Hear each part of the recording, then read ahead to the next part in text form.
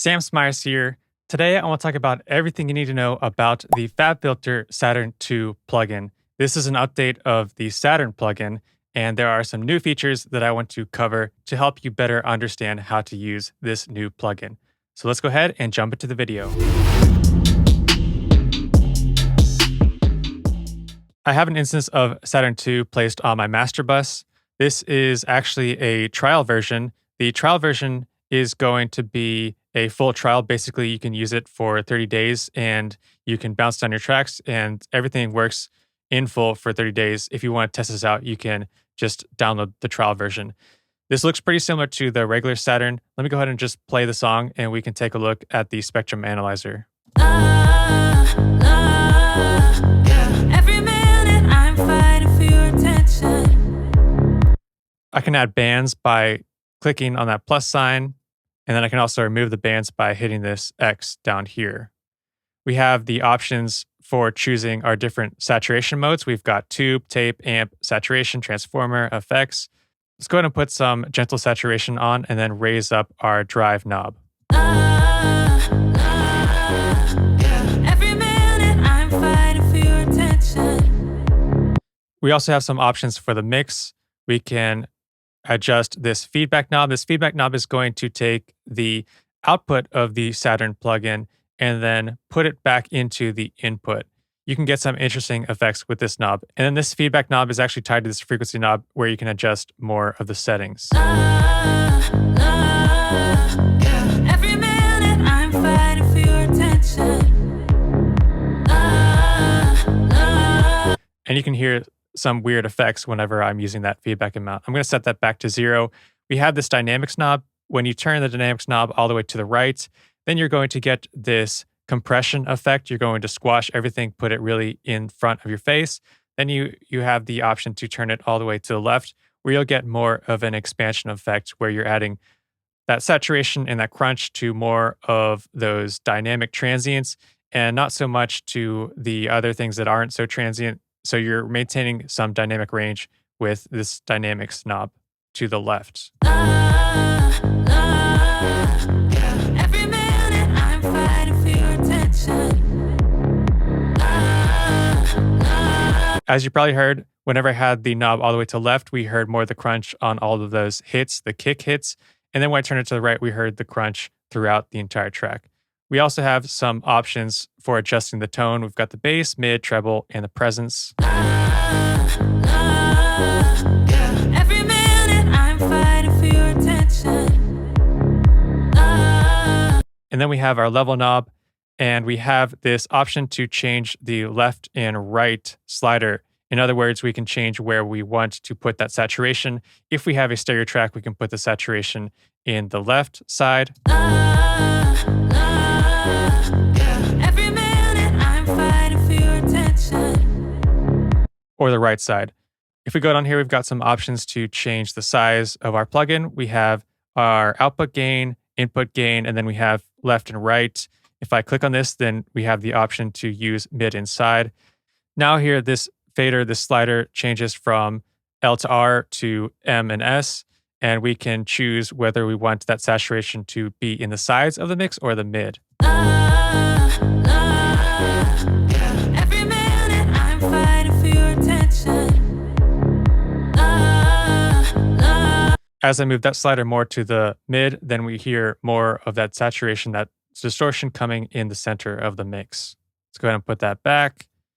And then we have the option to turn this button on. This is going to be our unlimited feedback. And this is usually turned off by default because if this is turned on, then essentially the plugin could just feedback in an infinite loop. Then we have our bypass button here, and we have the option to choose our oversampling. We have good, which is going to be 8 times oversampling, and then we have superb, which is going to be 32 times oversampling. I'm going to put it on good. And then we have linear phase. I can activate the linear phase if I'm using bands here. And linear phase is basically going to allow you to eliminate any phasing that might be caused from creating these type of bands. Usually whenever you're using EQ bands or bands like this, there is some phasing going on, and linear phase basically eliminates that at the expense of latency and, of course, using CPU power. We also have the option for changing our crossover slopes. Here we've got it set at 24 dB per octave, and I can change it to 36, 48, or we have all of these other options. Also, what I could do is I could select all of my bands like this, and then I can adjust the drive on all of the bands at once or any of these other parameters all at once, instead of having to click on each band and adjust everything to whatever setting you want if I want everything to be the same setting. Now I'm going to get into some of the more complicated stuff, and if you are still watching at this point, please consider giving this video a like and subscribing to my channel because that will help you stay updated with future videos that are just like this. If I go down to this add source button here, I'm going to click on this plus. We have some options for modulating our saturation. What I'm going to do is I'm going to put on this envelope follower, and let me adjust these bands a bit. I'm going to put this, make sure this is kind of low, and this will be around 2K. And I'm going to turn off the saturation on these upper two bands, put on some warm transformer saturation on this lower band, and let's solo that here. Or I can mute any of these bands by hitting this M button. Every minute I'm fighting for your attention. Now let's go ahead and open up our envelope follower. If I just click on it, then we have some options to change the settings. And then I can go here and change the input. We have the normal input, the sidechain input, and then we can choose our bands if we want to choose one of the bands. I'm going to go ahead and choose band 1. This is going to be this low band. And then what I can do is click on this little blob, this little dot here, and then assign it to the level. And I can slide this down a bit. Every minute I'm fighting for your attention. And now we get this pumping effect whenever that kick hits or whenever that low end gets a bit louder, we get this pumping effect now. I can also hit this negative button. You've got this plus and minus, and then essentially the opposite will happen. Instead of having an expansion effect, we will get a compression effect. Every minute I'm fighting for your attention. There's also an option to change the processing. You have envelope, you have transient. I'm going to put it on transient. This is going to be similar to a transient designer style processing. Let me go ahead and adjust some of the settings here. Every minute I'm fighting for your attention.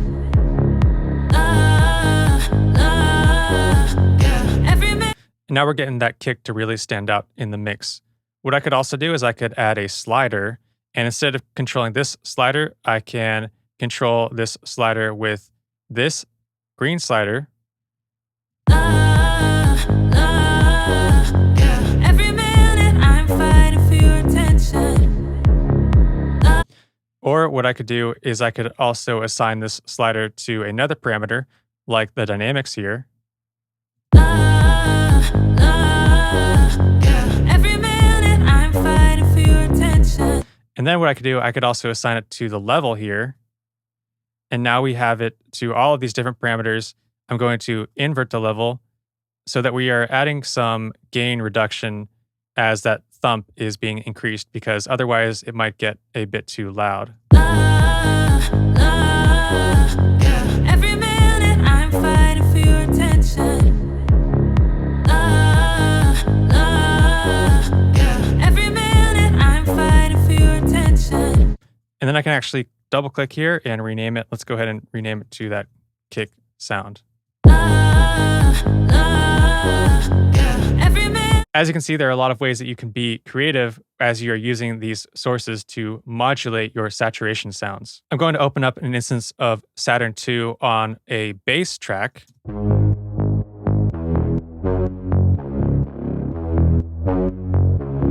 I'll add some bands here. Let's go ahead and put this low one here and then put this on 0. Raise up this low band.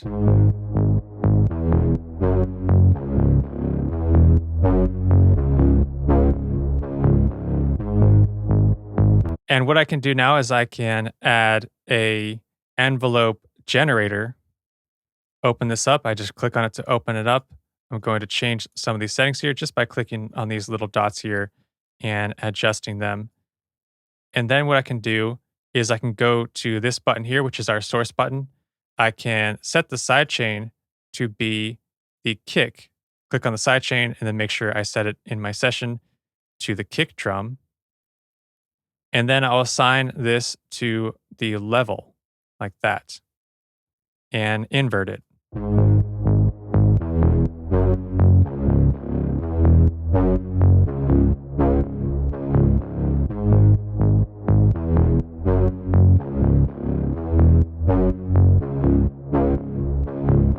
And now you can hear that sidechain effect, which is similar to doing like a sidechain compression, but we're just doing it on this low end here and using this envelope generator connected to the level. We are actually lowering the level of that low end of the bass. Every minute I'm fighting for your attention. I now have an instance of Saturn II opened up on my instruments track.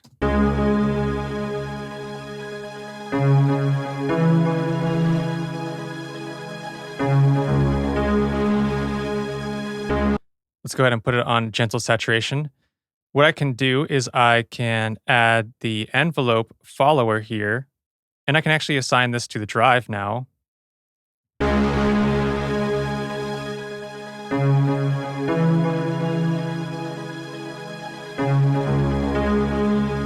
And now what is happening is every time there is a transient or our level gets a bit louder, you add a bit more drive to the signal. I can also invert it and the opposite would happen.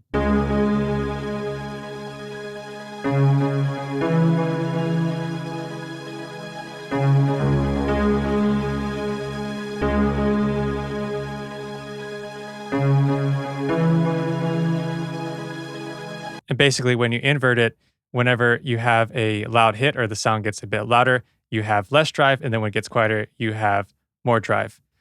Let me show you something else that's interesting. I could go to this add source. I could go to the XLFO and I can click on this dot here and I can actually assign it to one of these bands. And I can assign it to this band here. Let's go ahead and add a lot of distortion to this mid band here.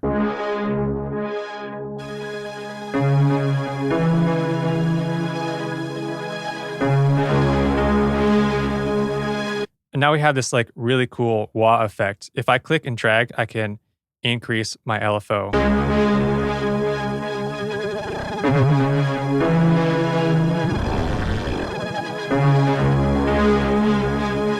Or I can just click here and then I have some more options for changing the settings of my LFO. I have it set on free. Currently, I could do, let's say 1/2 or 1.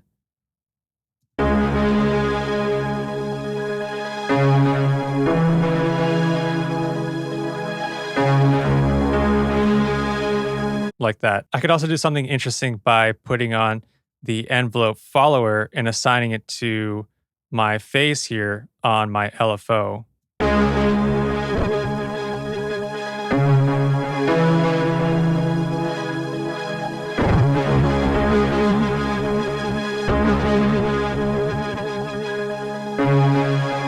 Yeah, so that's kind of a crazy sound. There are lots and lots of different interesting effects that you can use with these sources here. I can also just add an LFO and then assign the LFO to my L and R knob, and then that gives us a panning effect.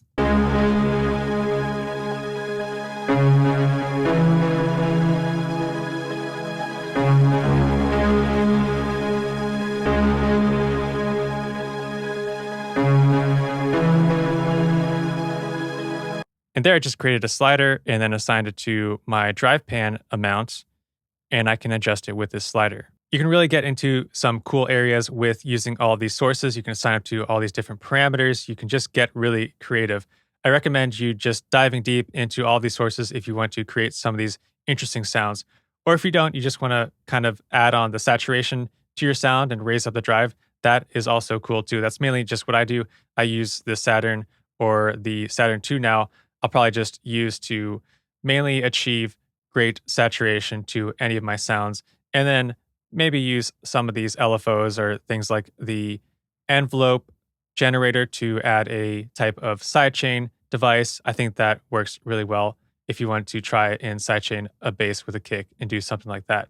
If you enjoyed this, guys, please consider giving this video a like and subscribing to my channel because that will help you stay updated with future videos that are just like this. Thank you for watching. I'll see you next time.